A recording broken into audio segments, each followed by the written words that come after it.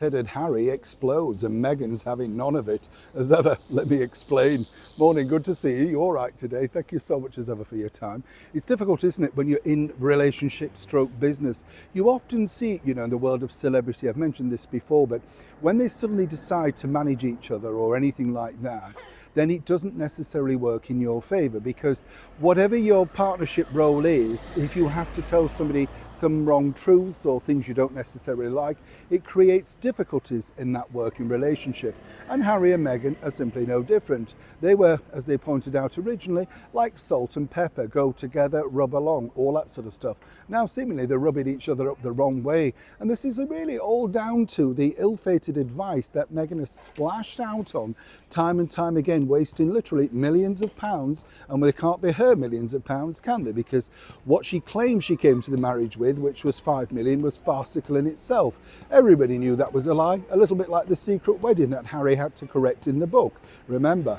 Now, moving forward, here's where it gets really fascinating, because as you may now know, the ill-fated American Riviera orchard shambles, which started out in March, well, apparently it's all down to, well, yes, the media. The reason why it was a failure is the media.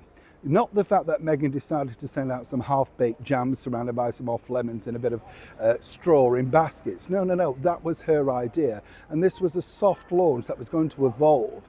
It didn't evolve because people didn't follow her on Instagram, where apparently she was incredibly powerful years before. But it's the media's fault, and Harry at first agreed. Now, what you have to remember, and this is where it gets really twisty, is that Harry has no idea about money. All the finances are run in their joint business, if you like, by Meghan and her financial team. Worrying, to say the least, as ever, allegedly. Now, what's fascinating is that Harry apparently has now just been pointed out very nicely and tactfully, one might say, exactly how much this latest debacle has cost. You see, you might think, oh, well, what would it have cost? There's a lot of advisors and people, designers, that sort of stuff. Even the labels of the jam, they're not just doing these things at home and printing them off on a small printer like you and I would do, say, in our office or something. This is all big bucks. And this has, of course, been put together by people who allegedly should know better, and more importantly, should know exactly how to market something towards you. You understand? I mean, they've paid thousands, if not millions, to people, all the way back to Sunshine Sacks. Nobody can make anything stick. But now, apparently, hot-headed Harry has hit the roof, because he's now seen some of the figures of what these ill-fated things have cost. Now, as I say, Harry, not necessarily across financial matters. Why would he? As part of the member of the British monarchy, you didn't necessarily get involved in anything like that. So really, money was an obscure thing to him. The accounts were best left to Meghan, because she knew what she was doing, this sort of thing. Obviously, she'd been successful. Now, Harry's literally looking at these eye-watering costs of another ill-fated adventure. Now, the bigger problem is this.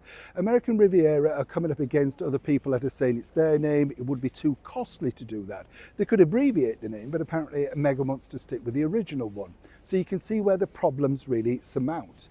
Moving forward, it's not about now, is it cheaper to pull the plug on it, or will it be more expensive to carry on? And given the fact that Harry's hemorrhaging a lot of money regarding his ongoing press cases over here in the United Kingdom, something like a pot of jam factory that's going nowhere, you can understand why he needs to pull the plug.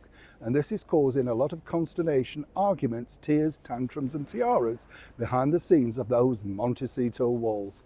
It's a developing story. When I know more, you'll know more. Neil Shawn in the very heart of London.